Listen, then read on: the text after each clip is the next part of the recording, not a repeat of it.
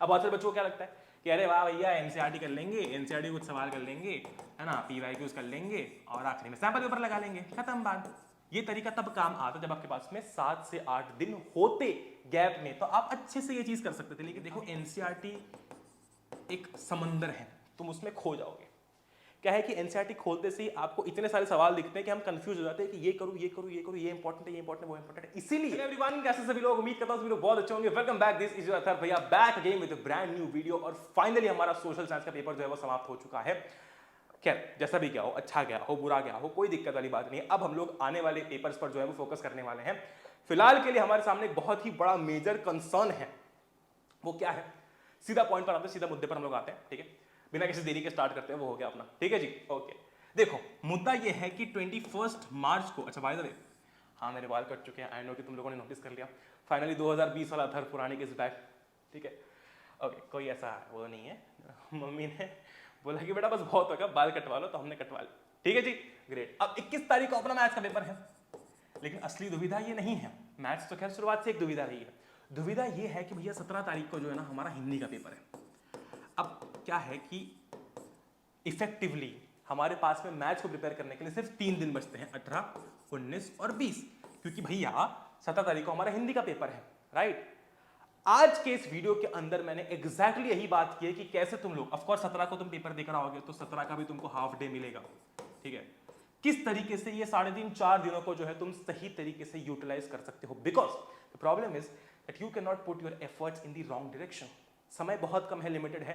Boards देने वाला हर बच्चा इस बात से अग्री करेगा कि ये जो समय मिला है मैथ्स को प्रिपेयर करने के लिए कम है, बिकॉज यहाँ पर हमें थोड़ा ज्यादा रिविजन करना होता, ज्यादा प्रैक्टिस करनी होती, ठीक है। पर वही मैं तुमको आज बताने वाला हूँ कि किस तरीके से हम लोग इस समय को सही तरीके से यूटिलाइज कर सकते हैं और बिल्कुल सही डायरेक्शन में अपनी मेहनत डाल के हम लोग मैक्सिमम आउटपुट इन गैप से निकाल सकते हैं। पिछले 3 सालों में मैंने लाखों बच्चों को जो है इन कम गैप्स में पढ़ते हुए देखा है, ठीक है, और ऐसा नहीं है कि वो गंदा स्कोर करते हैं, वो अच्छा ही स्कोर करते हैं। कुछ ऐसी चीजें हैं जिनका हमको ध्यान रखना है, ठीक है जी। विद दैट बीइंग सेड, बिना किसी देरी के स्टार्ट करते, चलो एक बार हो चुका है वो। अब देखो एक बहुत इंपॉर्टेंट बात है, बहुत सारे बच्चों को लगता है कि भैया मैं कैसे भी करके ना बस थोड़ी 2-3 घंटे ना हिंदी पढ़ लूंगा और बाकी का मैथ्स पढ़ूंगा। देखो अगर हिंदी ना 30-40 नंबर का होता ना तो मैं तुमको बोलता कि ऐसे ही करो, ठीक है, मैथ्स पर फोकस करो। लेकिन जितना इंपॉर्टेंट मैथ्स है उतना ही इंपॉर्टेंट हिंदी है, बिकॉज इसका भी इफेक्टिवली उतना ही प्रभाव हमारे रिजल्ट पर पड़ने वाला है। इसीलिए अगर आपने हिंदी का एच भी नहीं पढ़ा है, मेरा रिकमेंडेशन यही रहेगा आपसे ऑनेस्टली कि आप 15 से लेकर 17 के बीच का जो समय है वो हिंदी को जो है वो समर्पित करें, ठीक है। अब हिंदी है तो हिंदी में बात करनी पड़ेगी ना ज्यादातर, ठीक है। अगर आपने प्रिपरेशन कर रखी है हिंदी की तो मैं रिकमेंड करूंगा कि 15 तारीख को मैथ्स कर लो, बाकी 16 को हिंदी ही करो, ठीक है। वो पेपर है एक तरीके से, उसको हम अपने को इग्नोर नहीं करना है, ओके जी। अब मेन मुद्दा जो है, मेन बात जो है वो ये आती है कि 17 से लेकर 20 के बीच में हमें कैसे प्रिपेयर करना है। देखो अब बहुत सारे बच्चों को क्या लगता है कि अरे वाह भैया एनसीईआरटी कर लेंगे, एनसीईआरटी कुछ सवाल कर लेंगे, है ना, पीवाईक्यूज कर लेंगे और आखिरी में सैंपल पेपर लगा लेंगे, खत्म बात। बिल्कुल सही। ये तरीका तब काम आता जब आपके पास में 7 से 8 दिन होते गैप में, तो आप अच्छे से ये चीज कर सकते थे। लेकिन अभी हमारे पास में इतना समय नहीं है, तो क्या भैया हम एनसीईआरटी नहीं करेंगे, हम पीवाईक्यूज नहीं करेंगे? करेंगे, लेकिन एक अलग तरीके से करेंगे, अलग अप्रोच से करेंगे। क्यों अलग अप्रोच से करेंगे, देखो ध्यान से। अब देखो यार, मैं तुमको ये क्यों बता रहा हूं और यही सबसे इफेक्टिव मेथड क्यों है, ये ध्यान से समझो। हमारे पास मान लो 17 का आधा दिन है, 18 का पूरा दिन, 19 का और 20 का। 18 तारीख उठाते हैं, ठीक है। कोई भी ना 5 चैप्टर्स उठाओ। देखो प्लान तुम अपने हिसाब से बना सकते हो, उतने केपेबल उतने एफिशिएंट तुम हो। मैं तुम्हें यह बताने के लिए आया हूं कि इन 3 दिनों को एफिशिएंटली कैसे हमें यूज करना है, बिकॉज आप अटकोगे इस बात पे कि मैं पढ़ूं कैसे, वो मैं सॉर्ट करने के लिए आया हूं और वो बहुत इंपॉर्टेंट है। देखो अब 18 तारीख को क्या हुआ, आपने क्या किया कि 5 चैप्टर्स उठाए। अपने पास में अराउंड 14 चैप्टर्स हैं, ठीक है, तो ऑफकोर्स अपने को 5-5-6 चैप्टर करके खत्म करना पड़ेगा। मान लो आपने 5 चैप्टर्स उठाए, 5 इजी चैप्टर्स उठा लो, कोई दिक्कत नहीं है, ठीक है। मैंने क्या किया, मैंने रियल नंबर उठा लिया, मैंने पॉलिनोमियल्स उठा लिया, ठीक है, मैंने लीनियर इक्वेशन उठा लिया, मैंने एपी उठा लिया और मैंने मान लो प्रोबेबिलिटी उठा लिया, ठीक है। हो गया 5 चैप्टर। देखो पांचों वैसे तो बहुत ईजी चैप्टर्स हैं, ठीक है। बाय द वे एक चीज और मैं रिकमेंड करूंगा कि अगर तुम्हारा कुछ सिलेबस बचा हुआ है मैथ्स के अंदर, ये 17 का जो तुमको आधा दिन मिलेगा ना, कृपा करके मेरी जान प्लीज उस आधे दिन के अंदर सिलेबस खत्म कर लेना। 18, 19, 20 को कुछ नया पढ़ने की गुंजाइश मत रखना प्लीज, बिकॉज अपने को प्रैक्टिस करनी है, ठीक है, ग्रेट। अब अगर ज़्यादा बचा तो ऑफकोर्स करना पड़ेगा, पर अगर कम बचा है तो ध्यान देना उस चीज़ पर, ठीक है। अब मैंने रियल नंबर्स उठाया, हमें एक चैप्टर को पढ़ना कैसे भैया, 3 दिन है, हर एक चैप्टर को 100% तो पढ़ा नहीं जा सकता, तो कैसे पढ़ें। अब देखो तुम्हें पता है ये चीज़ कि तुम्हारे पेपर के अंदर ना 1 मार्क के सवाल आते हैं, ठीक है, 2 मार्क के सवाल आएंगे, 3 मार्क के और 5 मार्क्स के, ठीक है। बच्चे क्या करते हैं ना, बच्चे पहले जाते ही क्या करेंगे, इसकी एनसीईआरटी खोल लेंगे। देखो एनसीईआरटी एक समंदर है, तुम उसमें खो जाओगे। क्या है कि एनसीईआरटी खोलते से ही आपको इतने सारे सवाल दिखते हैं कि हम कंफ्यूज हो जाते हैं कि ये करूँ ये करूँ ये करूँ, ये इंपॉर्टेंट है ये इंपॉर्टेंट है वो इंपॉर्टेंट है, इसीलिए पहले एनसीईआरटी खोलनी नहीं है। हमें उठाने हैं पीवाईक्यूज, है भैया आपने तो मना किया था, उनको उठाने का भी एक तरीका है, नज़ाकत से उठाएंगे। कैसे? सबसे पहले हम लोग हर चैप्टर के 1 मार्क का क्वेश्चन करेंगे, फिर 2 मार्क का क्वेश्चन करेंगे, फिर 3 मार्क का क्वेश्चन करेंगे और फिर 5 मार्क का क्वेश्चन करेंगे। मैं तुमको बताता हूँ, एक एक करके चीज़ों को बताऊंगा। डोंट फील कि ये चीज़ अरे भैया हम तो ये जानते हैं, हम तो ये कर लेंगे। मुझे पता है कि तुम्हें पता है, लेकिन जो चीज़ मैं तुमको बता रहा हूँ उस ऑर्डर में चीज़ें करनी है अपने को, ठीक है, ये बहुत इंपॉर्टेंट है। अब देखो क्या हुआ कि मैंने 1 मार्क के सवाल उठाए, है ना। नाउ आप जब, अब बहुत सारे बच्चे बोलते हैं भैया हमें कितने सवाल सॉल्व करने चाहिए, कितने सवाल सॉल्व करना इज सफिशिएंट। अब देखो क्या होता है ना कि जैसे तुम इसके 15-20 सवाल सॉल्व करोगे ना, 6ठे या 7वें क्वेश्चन पर जब तुम पहुंचोगे तुम्हें दिखाई देगा कि यार अब यहां से सवाल रिपीट हो रहे हैं, मतलब सवालों का पैटर्न रिपीट हो रहा है। तो 1 मार्क के सवाल का पैटर्न रियल नंबर का, मतलब तुम समझो कि 5-6 अलग अलग तरीके हैं जिससे 1 मार्क का सवाल बन सकता है रियल नंबर के अंदर, और वो तुमने सारे के सारे पैटर्न्स की प्रैक्टिस इन 15-20-30 सवालों में कर ली, ठीक है। Which means that you are now confident कि अगर रियल नंबर से 1 नंबर का सवाल उठ के आएगा ना तो मैं वो कर पाऊंगा, बिकॉज मैंने उन पैटर्न की प्रैक्टिस की, और ये बहुत इंपॉर्टेंट है। वर्सेस अगर आप एनसीईआरटी में जाओगे ना, आपको 10 अलग अलग सवाल देखने को मिलेंगे, आप कंफ्यूज हो जाओगे, अच्छा ये कैसे करूं, ये करना है, करना है। वहां पर 1, 3, 5 का बाइफर्केशन नहीं होता है, ठीक है, समझ गए बात को। फिर हमने क्या किया, 2 मार्क के सवाल उठाए। अब 2 मार्क के तुम 10-15 सवाल करोगे, 20 सवाल करोगे, तुमको दिखेगा क्या 2 मार्क्स में ना यही टाइप के सवाल रिपीट हो रहे हैं, उससे कॉन्फिडेंस बनता है, उससे आपको पता चलता है कि यार अब अगर 2 मार्क का कोई भी सवाल आ गया ना मैं कर सकता हूं। वैसे जब तुम 5 मार्क के सवाल उठाओगे ना, देखो अब रियल नंबर के अंदर सिलेबस बहुत छोटा है, राइट, तो क्या होता है कि बहुत ही लिमिटेड 5 मार्क के सवाल बनेंगे, तो तुम कॉन्फिडेंट हो कि अगर रियल नंबर से 5 मार्क्स का कोई भी सवाल आ रहा है वो इसी पैटर्न का बनना है और मुझे आता है। हमारा ये अप्रोच होना चाहिए, मेक श्योर, ठीक है।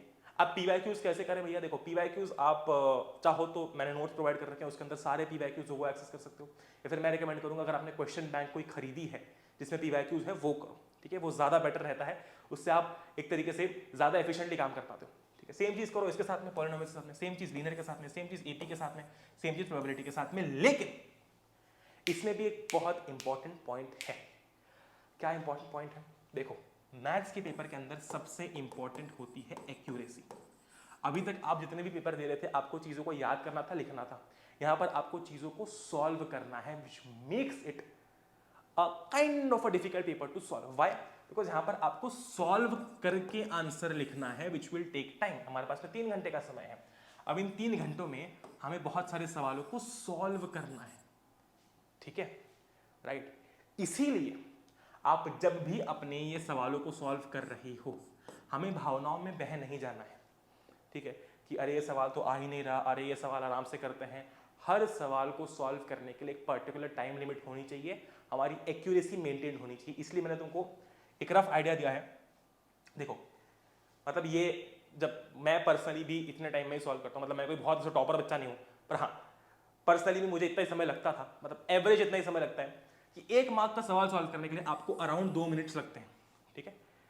2 मार्क का सवाल सॉल्व करने के अराउंड 4 मिनट्स लगते हैं, 3 मार्क्स का अराउंड 7 से 8 मिनट और 5 मार्क्स का अराउंड 10 से 11 मिनट, ठीक है। इस रेंज में ही अपने को सवाल सॉल्व करने हैं। ऐसा नहीं होना चाहिए कि मैं जब 2 मार्क का सवाल कर रहा हूं तो मुझे 2 मार्क का सवाल सॉल्व करने में 10 मिनट लग जा रहे हैं, नहीं, there is a major issue of accuracy here, ठीक है, ये बात ध्यान रखो। इन 3 दिनों में सिर्फ सिलेबस नहीं करना है, इन 3 दिनों में हमको सिर्फ सिलेबस नहीं करना है, हमको ये चीजें भी ध्यान में रखनी है, ठीक है। तुमको इसका एक बहुत तरीका बताता हूँ अच्छा सा। जैसे कि मान लो तुम 3 मार्क के सवाल कर रहे हो ना, लेट अस से कि तुम 3 मार्क्स के 10 सवाल कर रहे हो।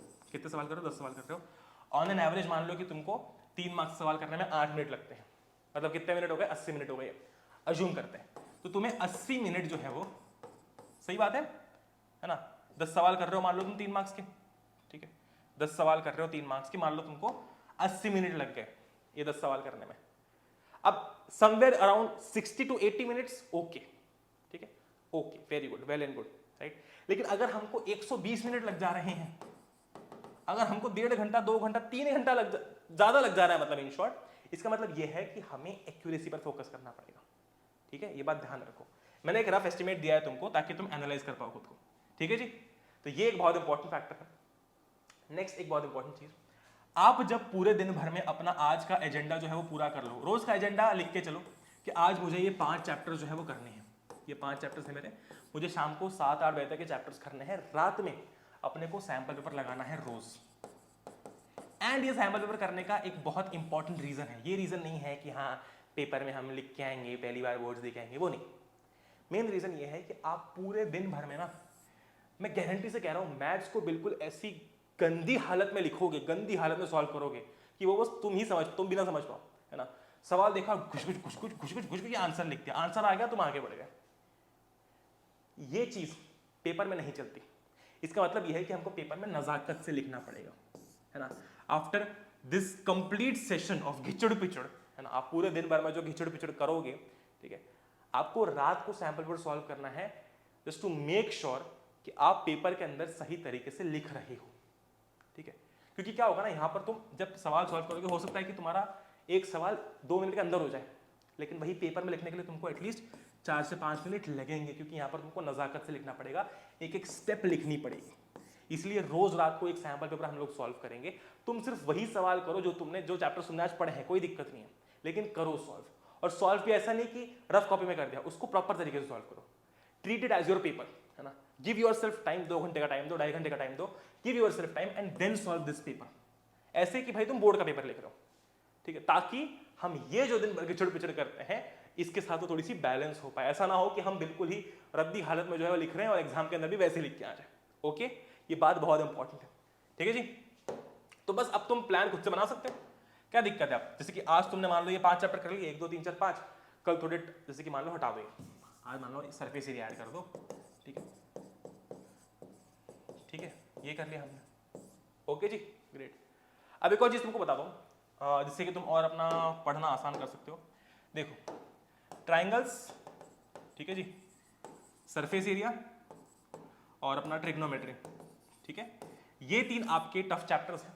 ओके जी, बाकी जितने भी आपके चैप्टर्स हैं सारे इजी की श्रेणी में आते हैं, इजी की कैटेगरी में आते हैं।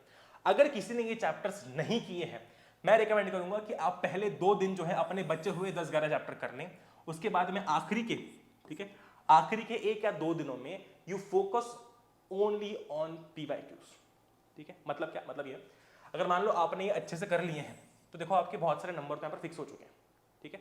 लेकिन अब क्या है ना कि ये चैप्टर करना भी इंपॉर्टेंट है, तो हम क्या करेंगे कि इसके 1 शॉट लेक्चर देख लेंगे, ठीक है, जो सवाल लेक्चर में करवाए जा रहे हैं वो कर लेंगे, प्लस इसके PYQs कर लेंगे, डन। क्योंकि क्या है कि अब तुम अगर इतना डीप घुसने जाओगे इसके अंदर तो बाकी के चैप्टर भूलना शुरू कर दोगे, ठीक है। और मुझे गारंटी है कि तीनों तो तुम्हारे खराब नहीं होंगे, कोई एक खराब होगा इसमें से, तीनों तो खराब नहीं होंगे, ठीक है।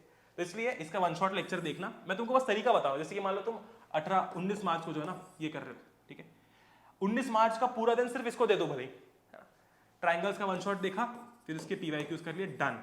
इसका 1 शॉट देखा, PYQs कर लिए, डन। इसका 1 शॉट देखा, PYQs कर लिए, डन, ठीक है।